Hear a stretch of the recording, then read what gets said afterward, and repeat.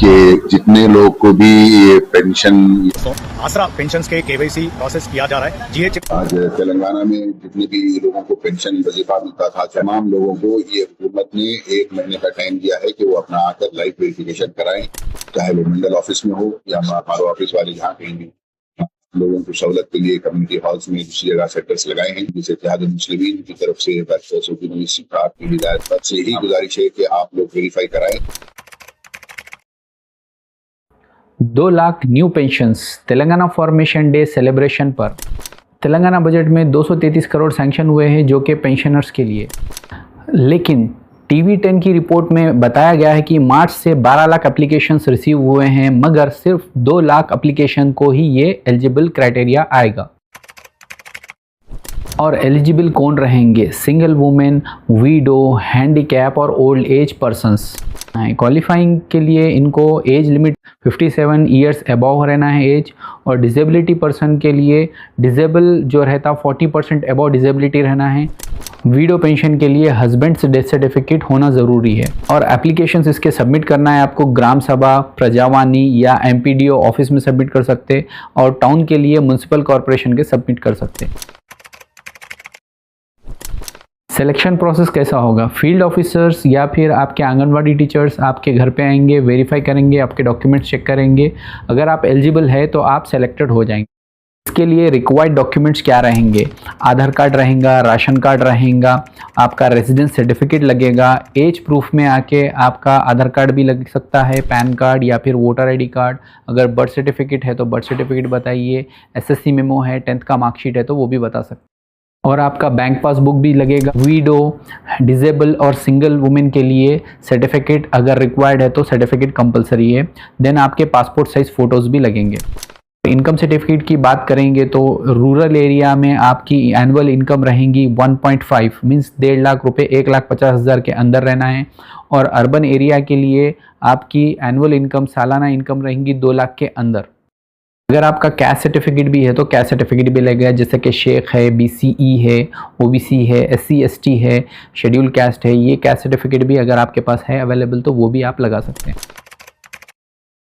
और इसका status track करने के लिए आप म्यूनसिपल कॉरपोरेशन भी जाके पूछ सकते हैं, या फिर आपका आधार नंबर और पेंशन ID से भी आप डिस्क्रिप्शन में मैंने लिंक दिया है, उस पर आपका आधार नंबर या पेंशन ID टाइप करके आप आपका स्टेटस एक्टिव हुआ नहीं हुआ चेक कर सकते हैं।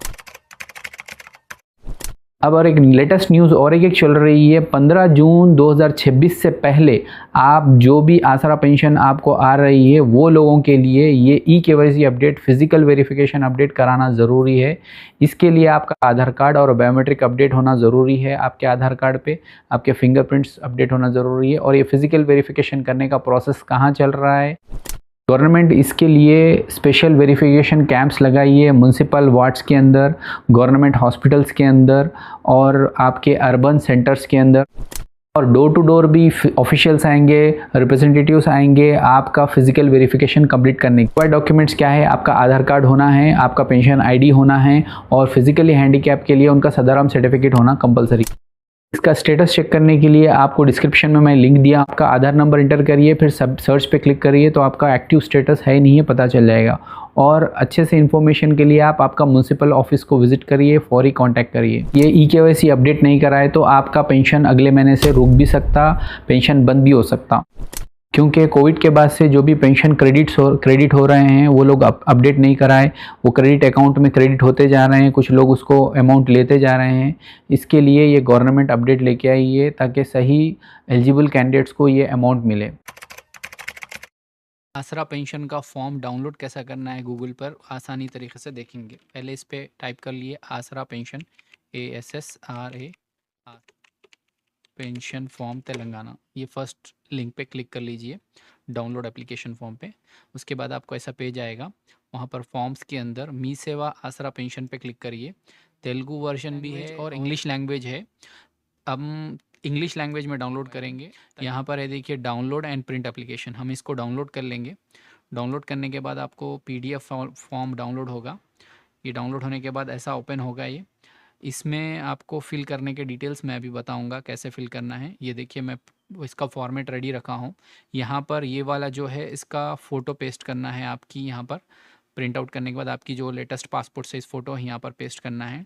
और फर्स्ट में आ गया एक क्वेश्चन जिसमें डिस्ट्रिक्ट आ गया, डिस्ट्रिक्ट जो है आपका यहाँ लिख दीजिए। मंडल भी अगर सेम है तो मंडल भी सेम लिख दीजिए, निज़ामाबाद निज़ामाबाद निज़ामाबाद। अगर वार्ड नंबर है तो वार्ड नंबर दीजिए, या फिर आपका पंचायत है तो पंचायत का नाम यहाँ पर दे दीजिए, ठीक है। अगर वार्ड नंबर है आपका तो उसको डिस्ट्रिक्ट को कट कर दे के वार्ड नंबर जो भी है आपका 0, 1, 2, 45, 15 जो भी है वार्ड नंबर यहाँ लिख लीजिए। उसके बाद आपकी गली कोसी है, कोसी स्ट्रीट में आप रह रहे वो यहाँ पर लिख लीजिए। उसके बाद आपका पूरा नाम आपका लिख लीजिए, जैसे कि यहाँ पर है पूरा नाम यहाँ पर लिख लेना है। उसके बाद आधार नंबर है आपका, पूरा आधार नंबर लिख लीजिए बॉक्सों के अंदर। उसके बाद आपके हस्बैंड है तो हस्बैंड का नेम, या फिर फादर है तो फादर का नेम लिख लीजिए। सिंगल वुमेन या फिर जो भी है विडोस है उनके लिए हस्बैंड नेम आएगा, यहाँ लिख लीजिए। और हैंडीकैप वाले जो है उन लोगों के लिए यहाँ पर आएगा फादर नेम। नेक्स्ट एड्रेस में आ जाते हैं, हाउस नंबर, स्ट्रीट और डिस्ट्रिक्ट और पिन कोड के साथ लिखना है। और उसके बाद आपका date of birth as per आधार लिखना है इसमें, फुल डेट ऑफ बर्थ। फिर एज क्या आ रही उस हिसाब से अब तक की एज क्या आ रही वो यहाँ पर ये बॉक्स में लिख देना है, ठीक है। उसके बाद आप मेल है तो मेल टिक करिए, अगर फीमेल है तो फीमेल टिक करिए, है ना। फिर सोशल कैटेगरी जो है आपकी कैस्ट है, जो कि SC schedule caste, ST, BC minority जो भी है आप उस पर टिक कर लीजिए। उसके बाद आपका बैंक अकाउंट नंबर यहाँ पर ये बॉक्स में बैंक नंबर अकाउंट नंबर जो दिख रहा है ये बॉक्स में इंटर कर लीजिए, ठीक है। बैंक अकाउंट नंबर ये बॉक्स में सैम्पल है, ये सेम ऐसा ही नहीं लिखना है, आपका अकाउंट नंबर लिखना है। और आपके बुक में IFSC कोड बोल के रहता है बैंक पासबुक में, वो यहाँ पर लिख लीजिए। उसके बाद आपका बैंक कौन सा ब्रांच है, SBI का है तो SBI का ब्रांच कहाँ का है, जो भी आपका बैंक है, यूनियन बैंक है, बैंक ऑफ बड़ौदा है, उसका ब्रांच कौन सा एरिया का ब्रांच है उसका ब्रांच का नाम इसमें लिख लीजिए। उसके बाद यहाँ पर जो आता है ये वाला, ये आपका फ़ोन नंबर, जो आपका चालू phone number updated phone number है वो लिख लेना है, यहाँ पर लिख लेना है। फिर नीचे यहाँ पर आ गई, अगर आप थंब इम्प्रेशन लगाते हैं तो थंब इम्प्रेशन अंगूठा लगाइए, या साइन करते हैं तो साइन करिए। और इसके साथ आपका आधार कार्ड ज़ेरॉक्स कॉपी देना है एंक्लोज डॉक्यूमेंट्स एंक्लोज करने के लिए। लिस्ट ऑफ डॉक्यूमेंट्स तो मैं बता दूंगा आपको क्या क्या है। तो अभी इसके बाद और एक भी फॉर्म, अगर ये फॉर्म से आपका नहीं हो रहा, ये ओल्ड एज का है, और भी फॉर्म है इसका जो कि आपके टाउन अगर है तो टाउन म्यूनसिपैलिटी ऑफिस में मिल जाएगा फॉर्म। वो फॉर्म कैसा रहेगा वो भी एक सैम्पल मैं आपको बता दूंगा।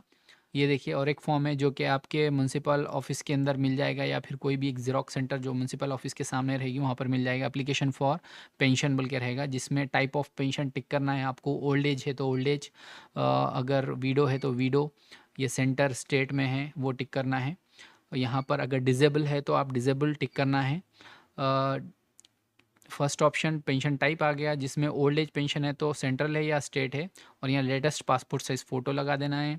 अब यहाँ पर हमारे केस में क्या है, वीडो पेंशन है, स्टेट के अंदर है।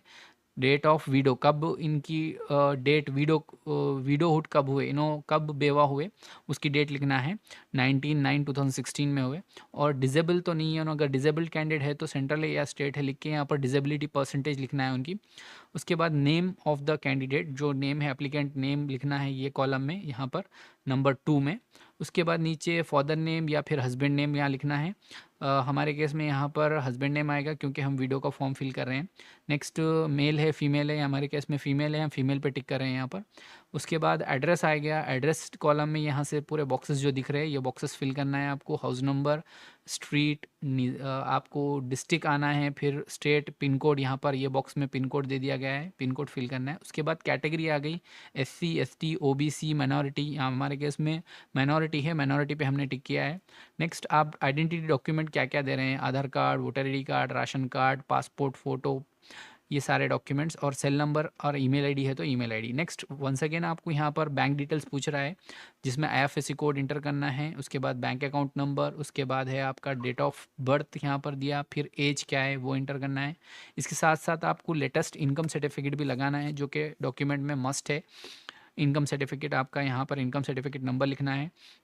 ये certificate issued by the competent authority, जो भी है गवर्नमेंट से इशू हुआ सो रहना है सर्टिफिकेट वो। अब डिक्लेरेशन के बाद यहाँ पर थंब लगाना है, अगर अनएजुकेटेड है तो थंब लगाइए, और एजुकेटेड है तो आप साइन करिए, ठीक है। हमारे केस में अनएजुकेटेड है, और यहाँ पर डेट लिखना है एप्लीकेशन की, और प्लेस लिखना है, और आपके पंचायत में या प्रजावानी में सबमिट करना है, आपका मंडल है तो आपको मंडल ऑफिस में, एमआर ऑफिस में सबमिट करना है, एमपीडीओ ऑफिस में सबमिट करना है, और अगर टाउन है तो म्यूनसिपल ऑफिस में आपको पेंशन के सेक्शन में सबमिट करना है ये फॉर्म। ऑनलाइन इसका कुछ भी नहीं है, ऑनलाइन एप्लीकेशन सबमिट करने का तो अब तक कुछ भी डिटेल्स नहीं आए। तो 2 लाख एप्लीकेशंस रिसीव कर रहे हैं 2 जून को, जो तेलंगाना फॉर्मेशन डे है। तो ये डिटेल्स आप कंप्लीटली नोट डाउन कर लीजिए या शेयर करिए, किसको भी अगर चाहिए तो इन्फॉर्मेशन शेयर करिए, ठीक है। ऐसे ही और वीडियोस के लिए आप हमारे चैनल को फॉलो करिए।